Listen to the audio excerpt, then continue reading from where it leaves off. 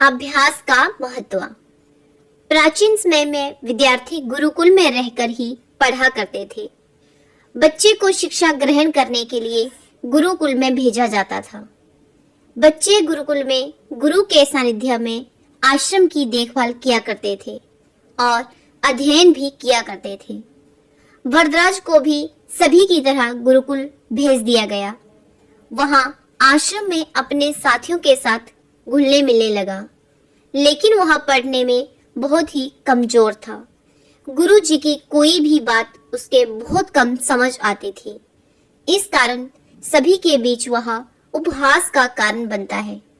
उसके सारे साथी अगली कक्षा में चले गए, लेकिन वो आगे नहीं बढ़ पाया।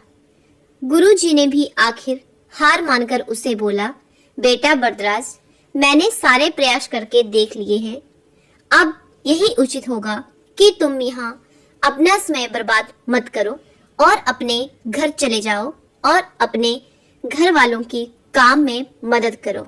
वरदराज ने भी सोचा कि शायद विद्या मेरी किस्मत में नहीं है और भारी मन से गुरुकुल से घर के लिए निकल गया। दोपहर का समय था। रास्ते में उसे प्यास लगने लगी।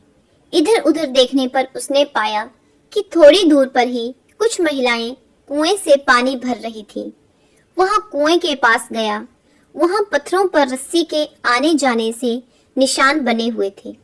तो उसने महिलाओं से पूछा, यह निशान आपने कैसे बनाए? तो एक महिला ने जवाब दिया, बेटे, यह निशान हमने नहीं बनाए। यह तो पानी खींचते समय इस कोमल रस्सी के बार बार आने जाने से ठोस पत्थर पर ऐसे निशान बन गए हैं। वरदराज सोच में पड़ गया। उसने विचार किया कि जब एक कोमल रस्सी के बार बार आने जाने से एक ठोस पत्थर पर गहरे निशान बन सकते हैं, तो निरंतर अभ्यास से मैं विद्या ग्रहण क्यों नहीं कर सकता। वरदराज ढेर सारे उत्साह के साथ वापस गुरुकुल आया और अथक कड़ी मेहनत की। गुरुजी ने भी खुश होकर भरपूर सहयोग किया। कुछ ही सालों बाद यही मंदबुद्धि बालक वरदराज आगे चलकर संस्कृत व्याकरण का महान विद्वान बना, जिसने लघु सिद्धांत कौमुदी, मध्य सिद्धांत कौमुदी, सार सिद्धांत कौमुदी, गिरवाण पद मंजरी की रचना की।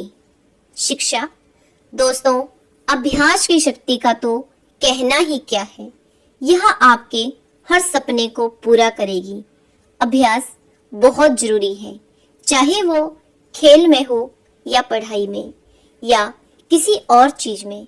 बिना अभ्यास के आप सफल नहीं हो सकते। अगर आप बिना अभ्यास के केवल किस्मत के भरोसे बैठे रहोगे, तो आखिर में आपको पछतावे के सिवाय और कुछ हाथ नहीं लगेगा।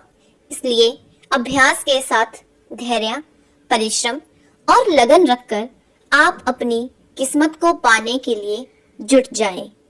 धन्यवाद दोस्तों। आशा करती हूँ मंदबुद्धि बालक वरदराज की यह कहानी आपको बहुत पसंद आएगी और इसी तरह की कहानियां सुनने के लिए हमारे चैनल को सब्सक्राइब करें।